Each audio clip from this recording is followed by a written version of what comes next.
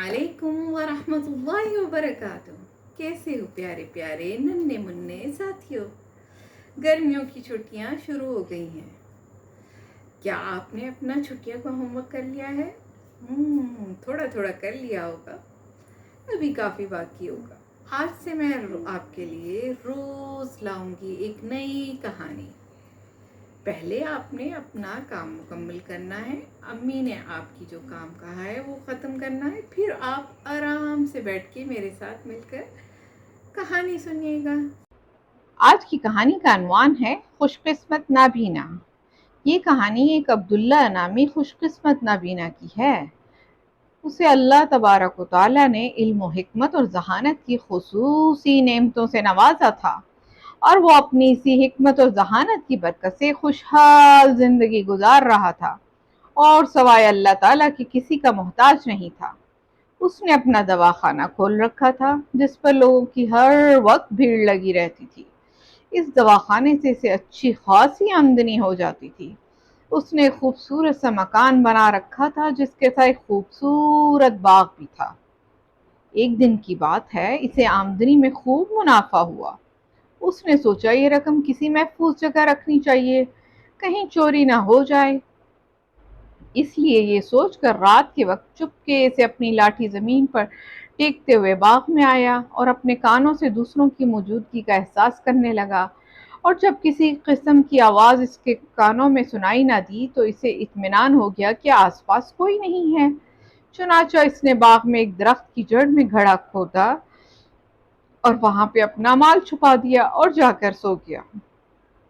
कुछ दिनों के बाद जब इसे रकम की जरूरत पड़ी और इस जगह रात के वक्त इसे निकालने आया तो वह रकम इसे ना मिली। इसने समझ लिया कि इस रात किसी चोर ने इसे देख लिया होगा और रकम चुरा ली होगी। वो सोचने लगा कि किसने देखा होगा।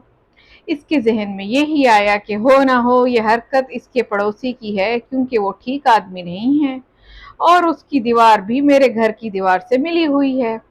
ये जहन में आते ही इस वक्त तो वो जाकर सो गया और सुबह के वक्त अपने पड़ोसी के पास गया और उससे कहा, मैं आपसे एक बहुत बड़े मामले में मशवरा करना चाहता हूँ। और पड़ोसी से ज्यादा मशवरा देने का कोई अहल नहीं। पड़ोसी ने कहा, जरूर जरूर, आप बताइए क्या मामला है, आप मशवरे में मुझे खैर खवा पाएंगी। अब्दुल्ला ने कहा, मेरे पास खास रकम जमा हो गई है, मैं सोच रहा हूँ इसे किसी के पास अमानत रखवा दूं या फिर इसे कहीं छुपा दूं। आप बताइए मैं क्या करूं। पड़ोसी ने लालच में आकर मशवरा दिया कि ना ना ना, ये रकम किसी के पास अमानत ना रखवाना, क्या पता वो खर्च कर दे और आपकी रकम जाया हो जाए। इसलिए बेहतर है कि आप इसे कहीं छुपा दें और किसी को ना बताएं।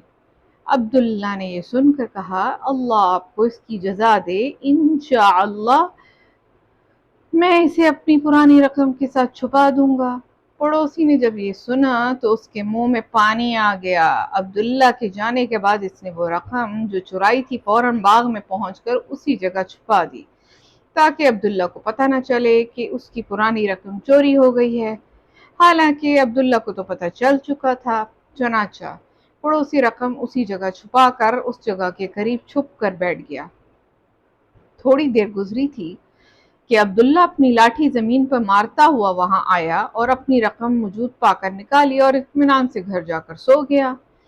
उधर चोर पड़ोसी अपनी जगह से ये सोच कर निकला कि आज तो बड़ी रकम हाथ लगने लगी है। इसके जहन में ये था, अब्दुल्ला ने इस जगह शायद दूसरी रकम भी रख दी है, लेकिन ये क्या, वहां रकम का नामो निशान भी न था, बल्कि एक लिफाफा था जिस पर लिखा था, जो आदमी अपनी जहानत से सोच समझ कर काम करता है, नामुमकिन है कि इस पर बिला सोचे समझे काम करने वाले गालिब आ जाएं।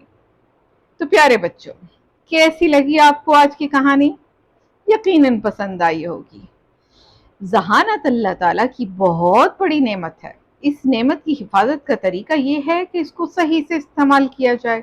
मसलन इस जहानत के जरिए अच्छे अच्छे काम किए जाएं जिससे अल्लाह ताला खुश हों और दूसरे लोग भी। और अपनी जहानत का इस्तेमाल करके अपने साथियों की मदद की जाए, गरीबों की मदद की जाए।